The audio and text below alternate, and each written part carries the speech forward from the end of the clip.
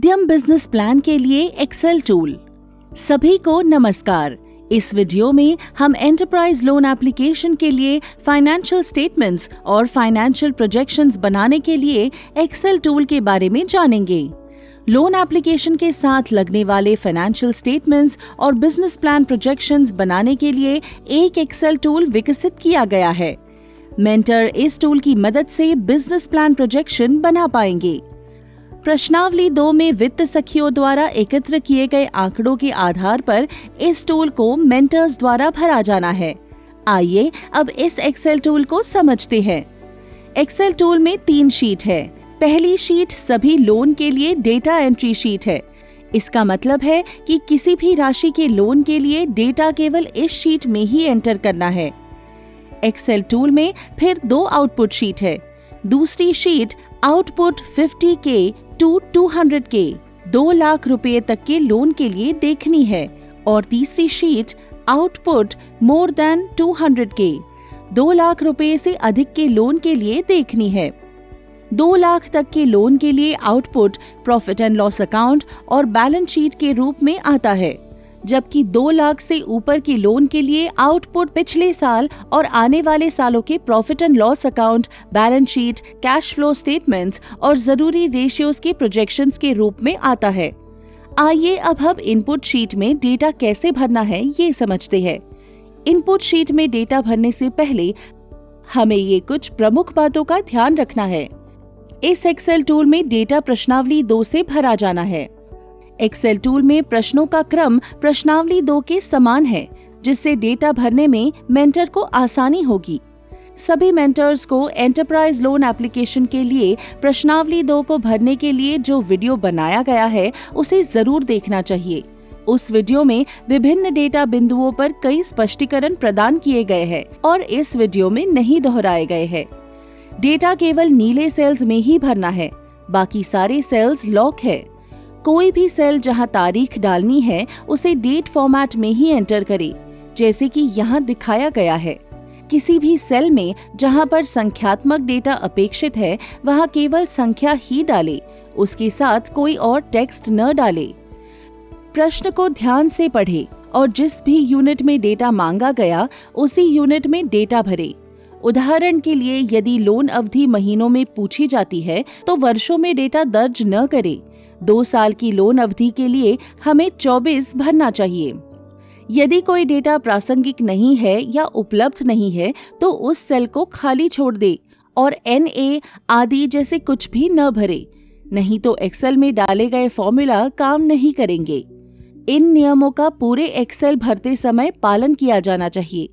अब हम Excel tool को भरना समझेंगे। सबसे पहले डेटा एकत्र करने वाले वित्त सखी और एक्सेल को भरने वाले मेंटर का नाम भरें। एक्सेल भरने की डेट दर्ज करें। इस डेट को भरना जरूरी है। सेक्शन ए व्यक्तिगत विवरण पर है और प्रश्नावली 2 के आधार पर भरा जा सकता है। यहाँ ये ध्यान दें कि उद्यमी का ये व्यक्तिगत डेटा जैसे कि नाम, पता आदि उसके KYC से मेल खाता हो। A8, A9, A10 में सामाजिक श्रेणी, धर्म और शिक्षा पर प्रश्नों के लिए ड्रॉप डाउन प्रदान किए गए हैं और मेंटर सही ऑप्शन ड्रॉप डाउन से चुन सकते हैं। A11 में ID नंबर डालना है, ये आमतौर पर आधार नंबर होगा। A12 में अगर पैन उपलब्ध है तो डालें, अन्यथा खाली छोड़ दे। हम इस तरह सेक्शन A भर सकते हैं। सेक्शन बी उद्यम के बारे में मुख्य जानकारी के लिए है। B1 से B5 तक उद्यम का नाम, पता, फोन और ईमेल ID डालना है।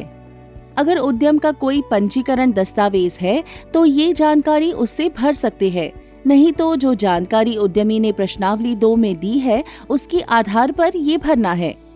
B7 में उद्यम के पास जो भी रजिस्ट्रेशन हो उनके बारे में भरना है, अगर न हो तो खाली छोड़ दे।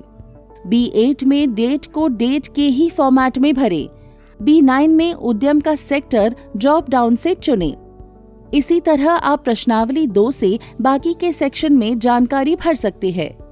मेंटर को तकनीकी डेटा दर्ज करते समय सावधानी पूर्वक जांच करनी चाहिए, क्योंकि हो सकता है कि वित्त सखी ने डेटा भरने में गलती की हो।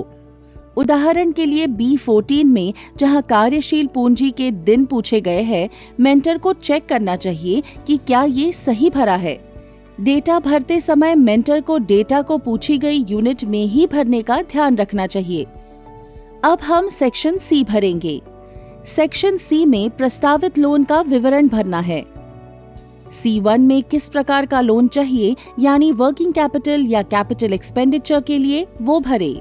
यदि लोन कार्यशील पूंजी यानी वर्किंग कैपिटल के लिए चाहिए तो C2 में किस तरह की वित्तीय सुविधा चाहिए, जैसे CC, OD या छोटी अवधि का टर्म लोन, ये भरे। C3 में जिस भी सुविधा में लोन चाहिए उसके नीचे लोन राशि भरे। अगर कैपिटल एक्सपेंडिचर के लिए टर्म लोन की जरूरत है तो लोन की रकम यहाँ भरे। अगर टर्म लोन के लिए अप्लाई किया है तो यहाँ सेल C4 में लोन की अवधि महीने में भरे। C5 में ड्रॉप डाउन से लोन का मुख्य उद्देश्य भरे। C6 में लोन के उद्देश्य को 1 या 2 लाइन में और स्पष्टता के लिए लिखे, जैसे कि यहाँ दर्शाया गया है। C7 में उद्यमी द्वारा बताई गई EMI की राशि भरे जो वो आराम से दे सकती है। अगर लोन पूंजीगत व्यय के लिए लिया जा रहा हो तो C8 में परियोजना की पूरी लागत की राशि लिखे।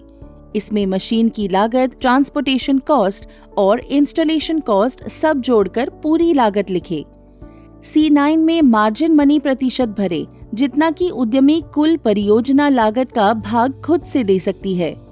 C8 और C9 भरते समय ये भी ध्यान दे कि C3 में मांगी गई लोन की राशि और C9 के मार्जिन मनी को जोड़कर C8 में भरी कुल परियोजना की लागत से ज्यादा नहीं होनी चाहिए, अन्यथा एक्सेल आपको एरर का अलर्ट देगा, जैसे कि यहाँ दर्शाया गया है।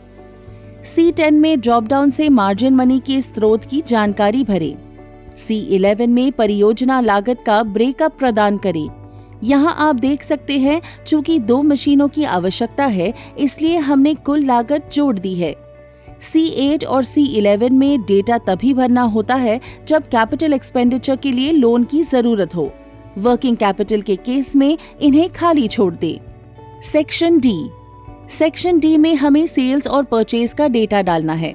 इसके आधार पर एक्सेल में ग्रॉस मार्जिन का अनुमान लगेगा। इसके अलावा इस सेक्शन में उद्यम के अन्य फाइनेंशियल डेटा को भी भरना है, जिसके आधार पर बैलेंस शीट तैयार होगी। इसलिए ये सेक्शन बहुत महत्वपूर्ण है। D1 में सेल्स और परचेज का डेटा डालना है। बहुत से उद्यम में साल भर सेल्स एक स्तर पर नहीं रहती और उसमें सीजनैलिटी रहती है। इसके लिए हमें उच्च सेल्स, मध्यम सेल्स और कम सेल्स वाले पीरियड के दौरान ही मासिक सेल्स और परचेज को यहाँ भरना है। तो जैसे उच्च सेल के पीरियड के दौरान एवरेज कितनी मासिक सेल्स और परचेज रहती है वो यहाँ भरना है, और उच्च सेल के साल भर में कितने महीने रहते हैं वो यहाँ भरना है।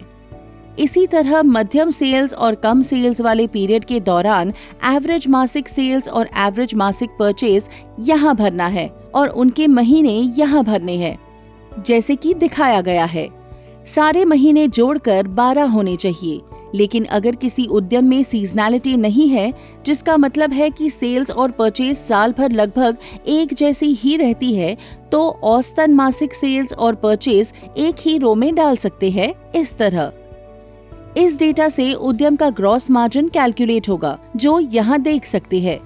D2 में भरे की वर्तमान वर्ष की तुलना में पिछले वर्ष की बिक्री लगभग कितनी प्रतिशत कम या अधिक थी। यदि पिछले साल बिक्री कम थी तो प्रतिशत को नेगेटिव में रखा जाना चाहिए।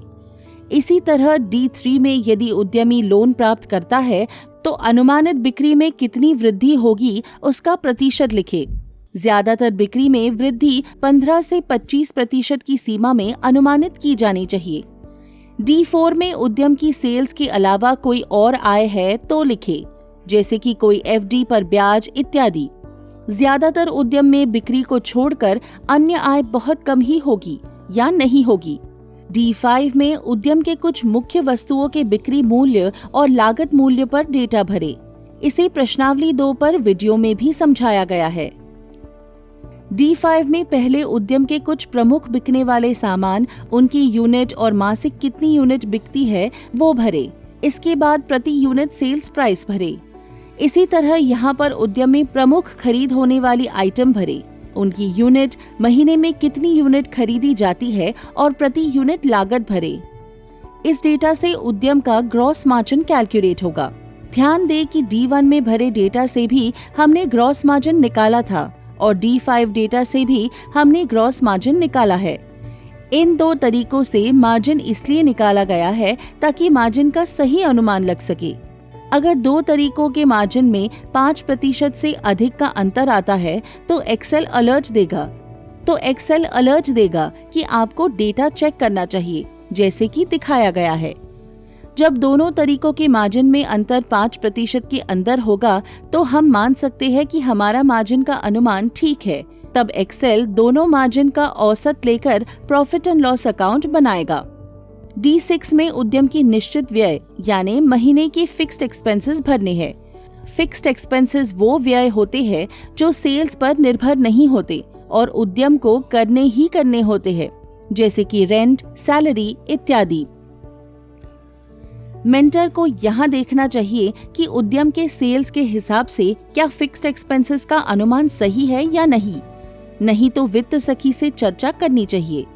D7 में उद्यम की अचल संपत्ति यानी फिक्स्ड एसेट्स का मूल्य भरना है।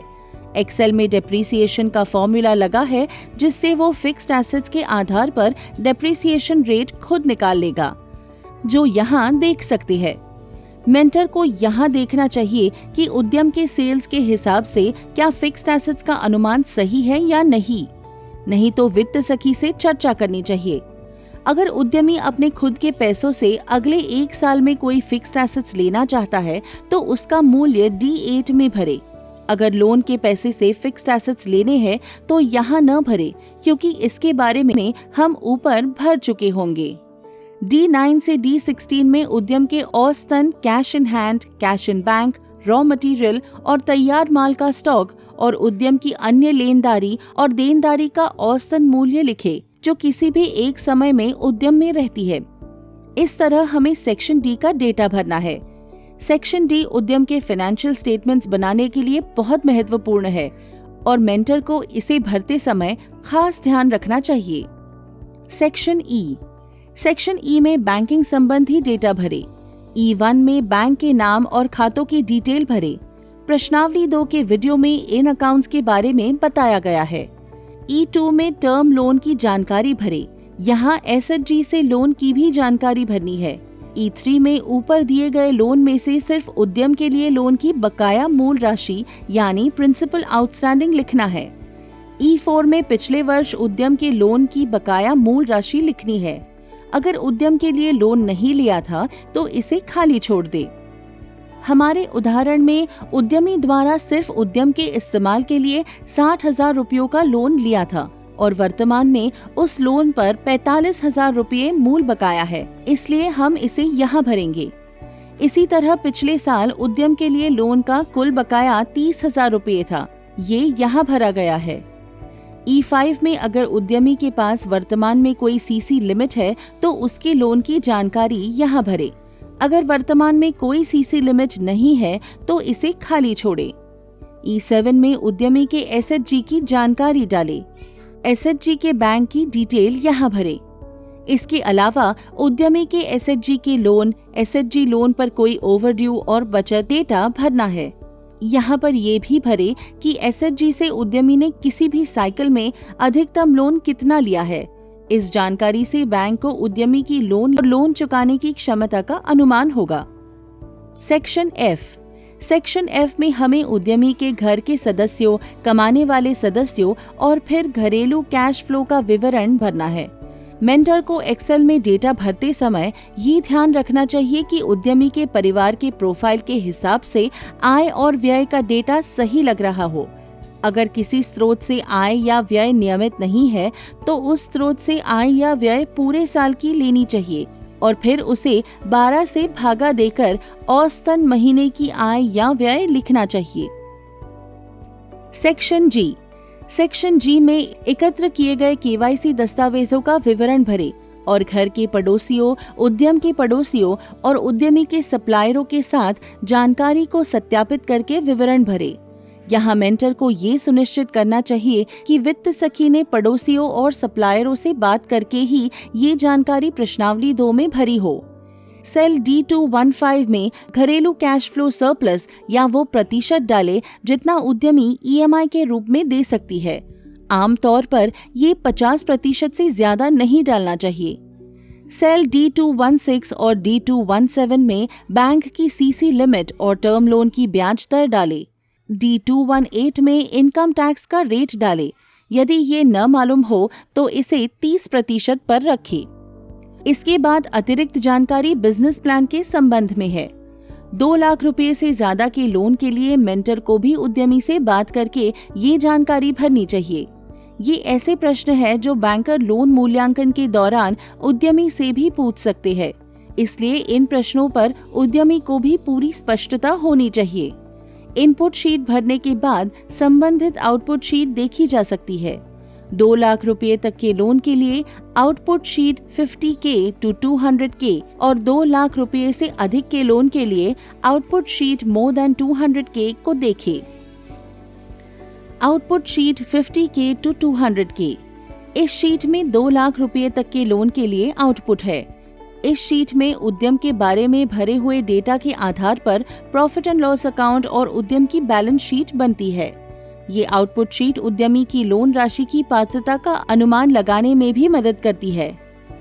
2 लाख रुपए तक के लोन के लिए लोन राशि का अनुमान घरेलू कैश फ्लो और मासिक सरप्लस के आधार पर ही किया जाता है। यहाँ इस उदाहरण में देख सकते हैं कि एक्सेल कितनी लोन राशि रेकमेंड कर रहा है। Output sheet more than 200K। 2 lakh रुपए से अधिक के लोन के लिए इस शीट के आउटपुट्स को देखना चाहिए।